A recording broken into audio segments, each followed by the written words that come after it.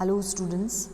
आज के लेक्चर में हम डिस्कस करेंगे कि जो कंटेम्प्रेरी पीरियड रहा उसमें जो पॉलिसी इनिशिएटिव्स थे या कमीशंस और कमिटीज़ जो थी या जो एजुकेशन से रिलेटेड स्कीम्स तैयार की गई थी, जो प्रोग्राम्स बनाए गए थे, गवर्नमेंट ने जो प्लानिंग की थी वो क्या रही और वो कहाँ तक सक्सेसफुल रही। ओके, तो सबसे पहले हम बात करते हैं जो गवर्नमेंट ने एफ़र्ट लगाए उनके बारे में हम डिस्कस करेंगे। ओके, तो हम ये देखते हैं कि जो गवर्नमेंट है उसने वेलफेयर प्रोग्राम्स जो थे वो तैयार किए थे। तो जो वेलफेयर स्टेट है उसकी ये हम जानते हैं कि उसकी ये ड्यूटी होती है कि वो क्या करे। वेलफेयर स्टेट जो होती है उनकी ये ड्यूटी होती है कि वो अपनी जो सोसाइटी है उसके जितने भी ग्रुप्स होते हैं, जितने भी क्लासेस होती है ना, समाज के जितने भी वर्ग होते हैं उनको इकोनॉमिकली, पॉलिटिकल और जो सोशल प्रोटेक्शन है वो दे, है ना। तो हर जो राज्य होता है उसका ये मॉरल ड्यूटी है और उसकी इम्पॉर्टेंट ड्यूटी ये है कि वो जितने भी वर्ग हैं सोसाइटी के उनको सबको आर्थिक, राजनीतिक और सामाजिक सुरक्षा दे। तो जो कमज़ोर वर्ग हैं उनके जो बेनिफिट्स है या उनके हितों की रक्षा के लिए और उनको स्पेशल प्रोटेक्शन के लिए या जो लोकतांत्रिक जो कल्याणकारी राज्य है उसका ये जो काम है ये इम्पॉर्टेंट होता है। और इसी एस्पेक्ट में हम देखें तो जो शेड्यूल कास्ट, शेड्यूल ट्राइब्स वगैरह है और उनके वेलफेयर के लिए भी गवर्नमेंट कंटिन्यूस प्लानिंग कर रही है। तो हम ये देखते हैं कि जो इंडिपेंडेंस के पहले का टाइम था उस पर जो कांग्रेस थी उसका इफ़ेक्ट था और जो ब्रिटिशर्स थे उन्होंने जो अनुसूचित जाति थी उनको एजुकेशन और नौकरी से रिलेटेड जो अयोग्यताएं जो थी, अनकेपेबिलिटी थी, उनको ख़त्म किया और उसके लिए उन्होंने एफ़र्ट लगाया था। देन फिर हम देखते हैं कि आफ्टर इंडिपेंडेंस क्या हुआ कि लोकतांत्रिक सरकार ने क्या किया कि अनुसूचित जाति जो थी उसके संरक्षण को और जो नेशनल प्लानिंग्स है उनको उनका पार्ट बनाया और इसी तरीके से उन्होंने आगे इसमें स्टेप्स बढ़ाए। तो हम इनको इस तरीके से देखेंगे कि जो गवर्नमेंट ने एफ़र्ट लगाए हैं, है ना, हम ये देख रहे हैं कि गवर्नमेंट ने क्या एफ़र्ट लगाए हैं एजुकेशन में या जो जेंडर स्टडीज़ है उसके अंदर या फीमेल एजुकेशन में, या है ना। तो हम इसके अंदर ये देखते हैं कि जो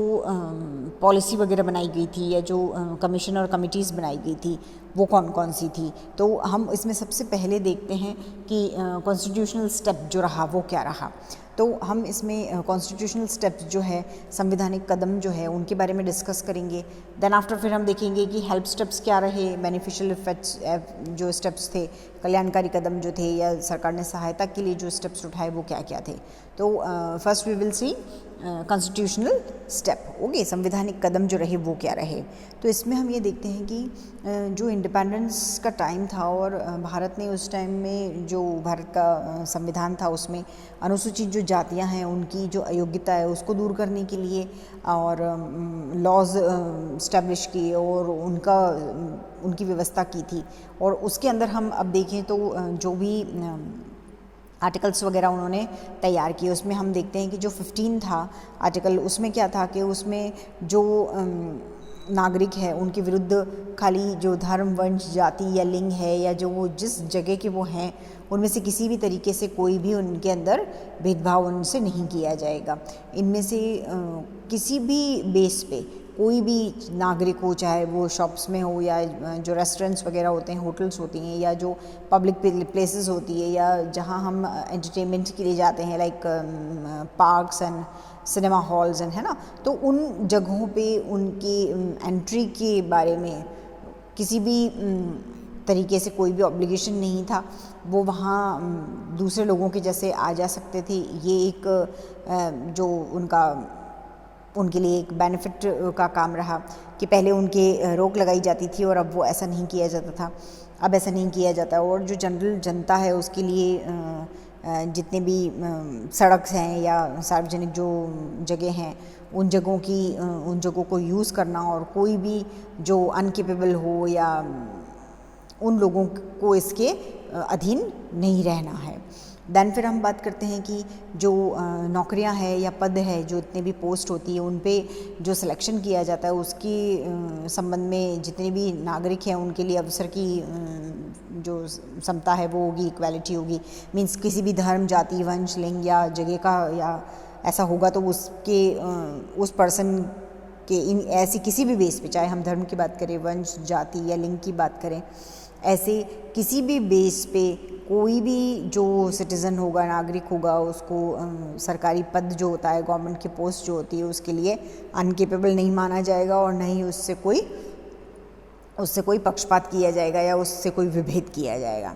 दैन फिर हम देखते हैं कि जो अस्पृश्यता थी उसको ख़त्म करने के लिए एफर्ट लगाए गए और इसके लिए जो अनकेपेबिलिटीज़ है, जो अयोग्यता है, उसको लागू करना कानूनी अपराध और दंडनीय माना गया कि उन लोगों को परेशान करे या उनको इस तरीके से रियलाइज़ कराए कि वो ये लोग हैं, तो वो दंडनीय अपराध माना गया था। दैन फिर हम ये देखते हैं कि जो सिस्टम था, तो 38 में जो व्यवस्था की गई थी वो राज्य एक ऐसी सामाजिक व्यवस्था की उसमें स्थापना की गई थी, उसको इस्टेब्लिश किया गया था जो प्रोडक्शन के लिए एफर्ट लगा रहा था, जो सोशल, इकोनॉमिक और पॉलिटिकल जो जस्टिस है उनके लिए एफर्ट लगा रहा था, और जो हमारे जो राष्ट्रीय जीवन की जो संस्थाएं हैं उनको और जो वेलफेयर की जो इंस्टीट्यूशंस है उनमें ग्रोथ कर रहा था। दैन फिर अब हम ये देखते हैं कि ये जो राज्य और जनता से संबंधित जितने भी वर्ग होते हैं वो है ना, ST SC और ये जो होते हैं उनकी शिक्षा संबंधी जो सुविधाएं हैं वो देने की उस 46 में प्रावधान था, और ताकि वो क्या है वो ज़्यादा उन्नति कर सके। और ये जो अनुच्छेद है इनमें सामाजिक अन्याय और शोषण से भी जो दलित वर्ग है उनके संरक्षण की व्यवस्था की गई। तो अब हम ये देखते हैं कि ये जो जितने भी आर्टिकल्स हैं इनमें जो 20 वर्ष से ये विधानमंडल जो हैं उनमें ये 20 वर्ष से थे, संसद और राज्यों के विधानमंडलों में 20 वर्ष जो है तब तक इन्हें प्रतिनिधित्व की विशेष सुविधा दी हुई थी। दैन फिर हम देखते हैं कि जो जातियां हैं उनके कल्याण और उनके हितों की रक्षा के ऑब्जेक्टिव से जो स्टेट्स हैं उनमें जो सलाहकार परिषद होती है या जो अलग अलग डिपार्टमेंट्स होते हैं उनको अरेंज किया गया, उनको सिस्टमेटिक तैयार किया गया ताकि जो अधिकारी हैं उनकी नियुक्ति की जा सके, उसका सिस्टम तैयार किया जा सके। दैन फिर हम देखते हैं कि जो अस्पृश्यता अधिनियम तैयार किया गया 1955 में, तो इसमें ये था कि कोई भी जहाँ सार्वजनिक पूजा की जगह हो या वहाँ प्रवेश की हमको एंट्री की है ना, दूसरी जो कास्ट होती है उन लोगों को फ्रीडम है। हर व्यक्ति किसी भी तरीके की पूजा में भाग ले सकता है, किसी भी धार्मिक संस्कार में आ जा सकता है, उसको फ्रीडम होनी चाहिए, कोई भी पाबंदी नहीं होनी चाहिए, जितनी भी पब्लिक प्लेसेस है वहाँ पर वो आ सकता है। तो ये नियम जो है इनका पालन नहीं करने पे सरकार क्या है जो फैसिलिटीज़ है वो बंद कर देगी, और जो ऐसे लोग अगर इसके विरुद्ध जाएंगे, अगेंस्ट रहेंगे, तो उन पे कार्यवाही भी करेगी। अब हम इसमें देखते हैं कि जो हेल्प स्टेप्स थे, ये तो हमने बात की थी कि जो कॉन्स्टिट्यूशनल स्टेप्स थे उनकी बात की थी। देन हम हेल्प स्टेप्स के बारे में बात करते हैं कि अनुसूचित जातियां जो है उनकी ये जो अयोग्यता है, अनकैपेबिलिटी जो है, उसको ख़त्म करने के लिए संवैधानिक कदम उठाने के अलावा भी कुछ स्पेशल सहायता, कुछ फैसिलिटीज़ देने का प्रावधान रखा गया और उसके लिए एफर्ट लगाया गया कि जितने भी ये अनुसूचित जाति के वेलफेयर के लिए जो काम किए गए हैं, वो जो भी नॉन गवर्नमेंटल जो इंस्टीट्यूशंस हैं उनको सरकार इकोनॉमिक हेल्प दे, आर्थिक सहायता प्रदान करे। और अगर हम राज्य और जिला स्तर पर बात करते हैं तो उनको स्पेशल हेल्प दी जानी चाहिए। फिर जो बुक्स होती है या जो पत्रिकाएं होती है ना, या जो एडवर्टीज़मेंट्स वगैरह होते हैं या कुछ ऐसी शॉर्ट मूवीज़ होती है, उनके थ्रू ये जो अस्पृश्यता विरोधी अभियान है उसको चलाया जा रहा है। और जितने भी अलग अलग जिले थे उनमें हरिजन कल्याण अधिकारियों के कार्यालय स्थापित किए गए। तो इस तरीके से ऐसा बहुत काम किया गया जो ऐसी जातियों को ऊंचा उठाने के लिए, ऐसी जातियों को आगे लाने के लिए किया गया था। देन फिर हम देखते हैं कि जो बेनिफिशियल स्टेप्स है या वेलफेयर स्टेप्स जिन्हें हम कह सकते हैं, जो कल्याणकारी कदम रहे वो क्या रहे कि भारतीय संविधान में क्या था, अनुसूचित जातियों की सुरक्षा के लिए स्पेशल व्यवस्था की गई, जैसा कि पहले भी बात हुई है। तो ये जो उद्देश्य है इनको कंप्लीट करने के लिए केंद्र ने एक आयुक्त नियुक्त किया, उसको अपॉइंट किया और उसके अधीन आयुक्त नियुक्त किए गए, है ना। उसके अंडर और भी लोग अपॉइंट किए गए जो अनुसूचित जातियों के वेलफेयर के लिए हर तरीके से कुछ सजेशंस दे, और एक सजेशन बोर्ड तैयार किया गया जो उनके वेलफेयर के लिए काम करे और उनको आगे लाने में हेल्प करे। अब इसमें कौन कौन से काम आते हैं तो उनको शॉर्ट में हम देख लेते हैं कि अनुसूचित जातियां जो है उनके लिए क्या था कि जो लोकसभा है उनमें जनसंख्या के अनुपात में सीटें तो वो आरक्षित की गई। देन फिर प्रतियोगिता के आधार पे की जाने वाली जितनी भी सरकारी नियुक्तियां हैं उनमें अनुसूचित जातियों के लिए हम देखें तो 12.5% और दूसरी जो नियुक्तियां हैं अपॉइंटमेंट्स है उनके लिए 16.7% जो जगह है वो सेव रखी गई। फिर अनुसूचित जातियों के जो बच्चे होते हैं उनके लिए एजुकेशन संबंधी फैसिलिटीज़ दी गई। तो ऐसी कई हेल्प्स जो हैं, वेलफेयर प्रोग्राम्स जो हैं वो कराए गए, और वेलफेयर स्टेप्स, बेनिफिशियल स्टेप्स जो होते हैं तो वो तैयार किए गए थे। अब हम ये देखते हैं कि इंडियन गवर्नमेंट जो है वो अलग अलग तरीके की हेल्प देके अनुसूचित जातियाँ जो है उनको सोसाइटी में एक अन्य वर्ग के बराबर लाने के लिए पूरा एफर्ट लगा रही है। और 5 ईयर प्लान्स जो हैं उनके थ्रू भी, चाहे हम एजुकेशन और रेसिडेंस की बात करें, इंडस्ट्रीज़ की बात करें, ऑक्यूपेशन जो होते हैं, बिजनेस जो होते हैं, उनकी इन सब की ग्रोथ के लिए, इन सब की प्रोग्रेस के लिए ये जो जातियाँ हैं अनुसूचित जातियाँ उनको स्पेशल हेल्प दी जा रही है। और इन्हीं की ये ऐसे जो सहायता काम है, ऐसे जो बेनिफिशियल वर्क है ना, बेनिफिशियल हेल्प जो है, उनके अलावा गवर्नमेंट जो है वो अनुसूचित जातियाँ और जो अनुसूचित जातियाँ हैं उनके शोषण और उनके अन्याय से बचने के लिए उन एफर्ट लगा रही है। तो हम ये कह सकते हैं इसमें कि भारत की अनुसूचित जातियाँ जो है उनकी अनेक समस्याएं हैं, बहुत सारी प्रॉब्लम्स है, और उनमें कुछ जो है वो काफ़ी हद तक दूर की गई है, लेकिन काफ़ी कम मात्रा में भी दूर की गई है। क्योंकि खुद जो ये ऐसी जातियां हैं वो अपने अधिकार के लिए जागरूक हो गई हैं ऑलरेडी, और उनको पता है कि हमारी राइट्स क्या हैं, हम किस तरीके से गवर्नमेंट ने हमको फैसिलिटी दे रखी है। तो वो सोशल जस्टिस के लिए डिमांड कर रहे हैं, उनमें अवेयरनेस आ गई है, और ऐसी जो कास्ट है वो सब अपने जो हक हैं उनके लिए लड़ने को तैयार हैं। तो जैसे ये कहा जाता है कि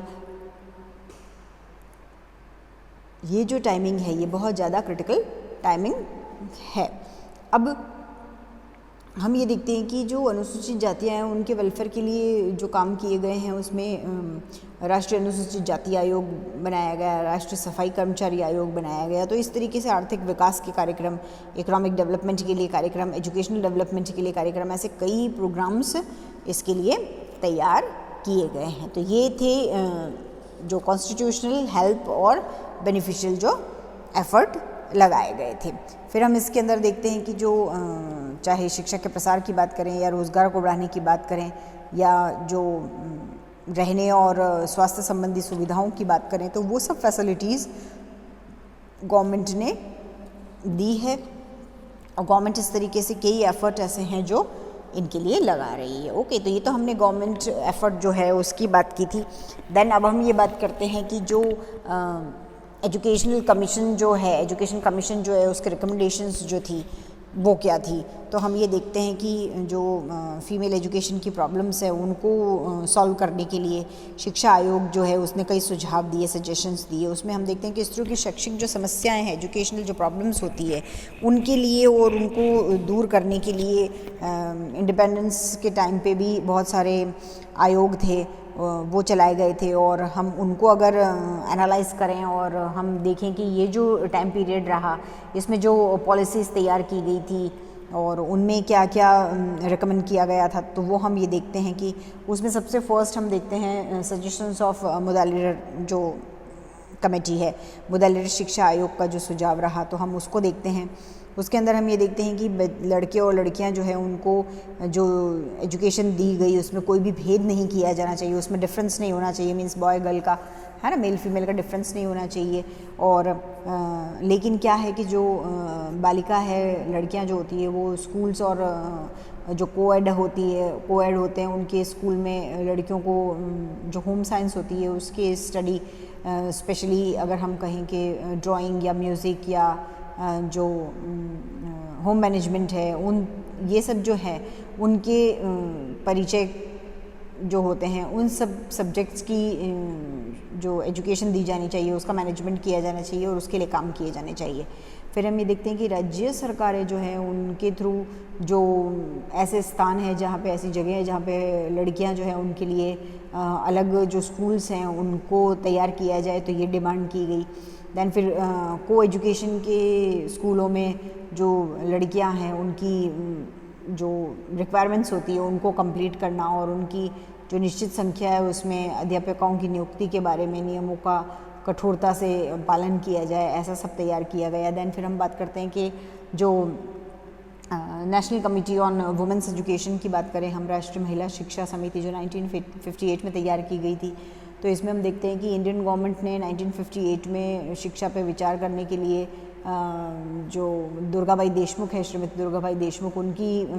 अध्यक्षता में राष्ट्रीय महिला शिक्षा समिति नियुक्त की थी। और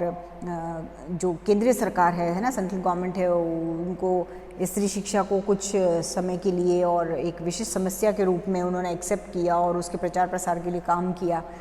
और फीमेल एजुकेशन को एक्सटेंड किया और इसमें बहुत सारी पॉलिसीज़ अप्लाई की, डिसाइड की और उसके अकॉर्डिंग इन पे प्रॉपर अटेंशन रखी। दैन फिर हम देखते हैं कि स्त्री शिक्षा के प्रसार के लिए जो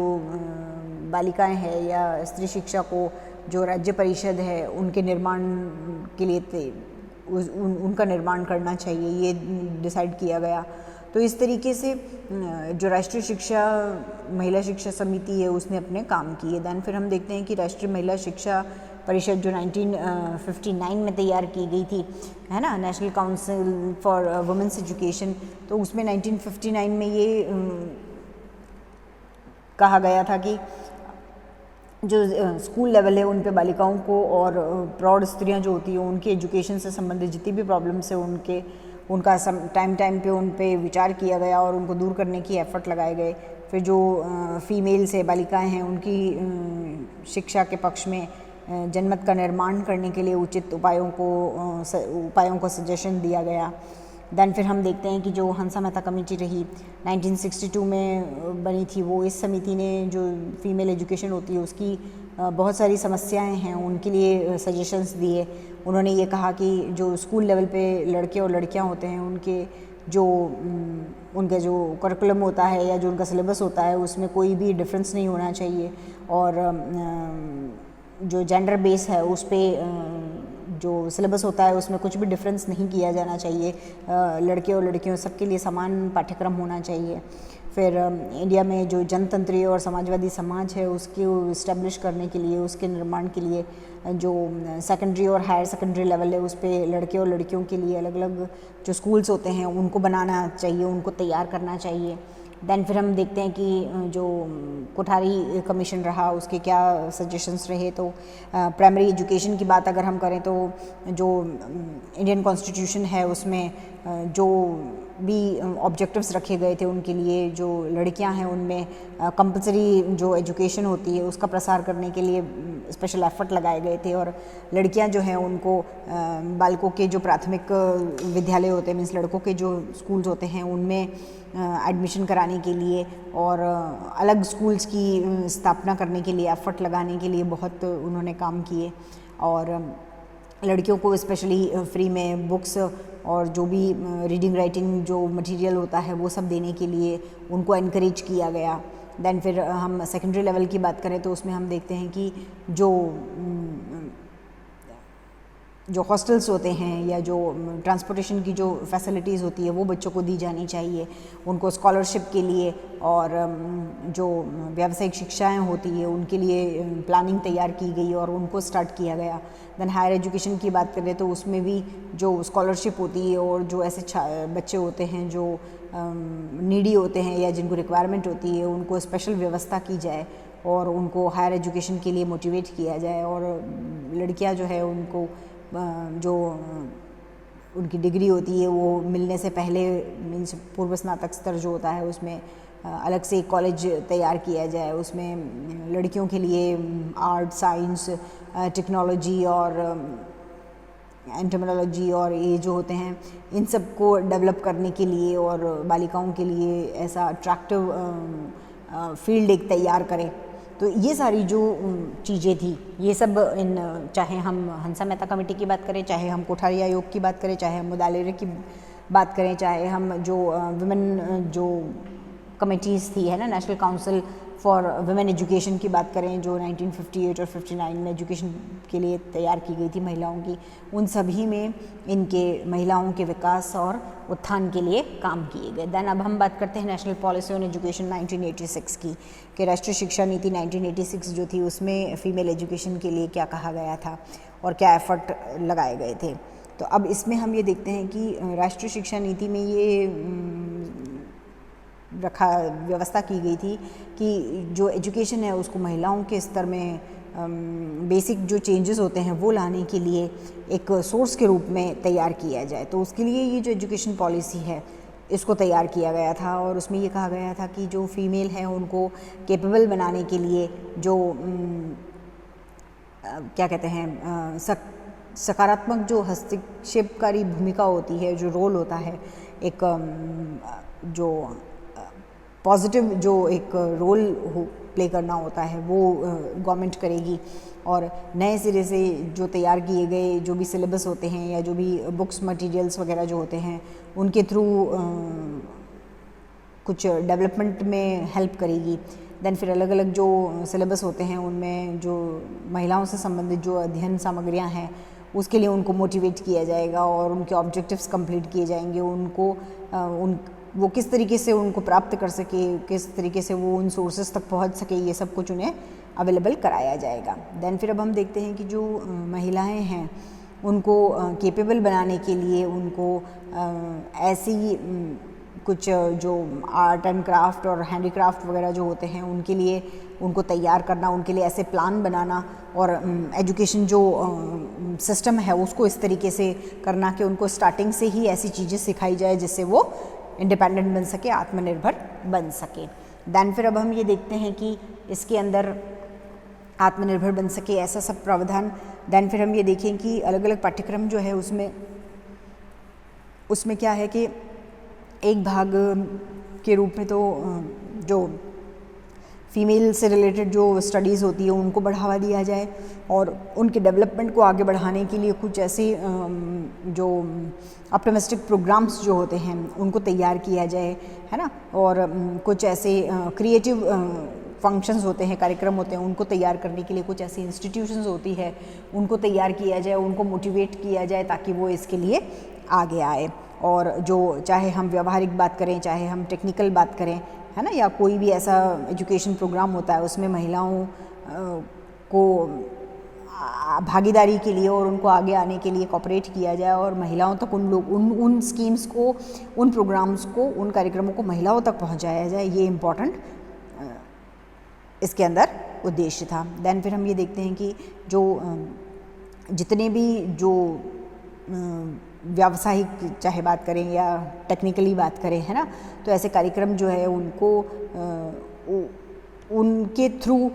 एजुकेशन के थ्रू उनको महिलाओं तक पहुंचाया जाए और जो फीमेल हैं उनको उसके लिए एनकरेज किया जाए ताकि वो इन कार्यक्रमों में बढ़ चढ़ के भाग ले सके और इनको समझ सके और अपने फ्यूचर के लिए उनमें से कुछ किसी को सेलेक्ट कर सके। देन फिर जो डिसाइड किए गए थे वो जितने भी ऑब्जेक्टिव्स हैं उनको कंप्लीट करने के लिए जो क्या कहें कि मोबाइल जो मैनेजमेंट स्ट्रक्चर जो होता है उसको तैयार किया गया। तो ऐसी सारी जो प्रोग्राम्स हैं या ऐसे सारे जो एम्स हैं, ऑब्जेक्टिव्स हैं, वो नेशनल एजुकेशन पॉलिसी 1986 में तैयार किए गए थे फीमेल एजुकेशन के लिए। और ऐसे और भी बहुत सारे चाहे हम कमीशंस की बात करें, कमिटीज़ की बात करें, स्कीम्स, प्रोग्राम्स और प्लान्स की बात करें, तो ऐसे कई प्रोग्राम्स और प्लान्स अभी बाकी हैं जिनको हम फर्दर हमारे जो लेक्चर्स होंगे उसके अंदर डिस्कस करेंगे। ओके, आज के लिए इतना काफ़ी है। Thank you.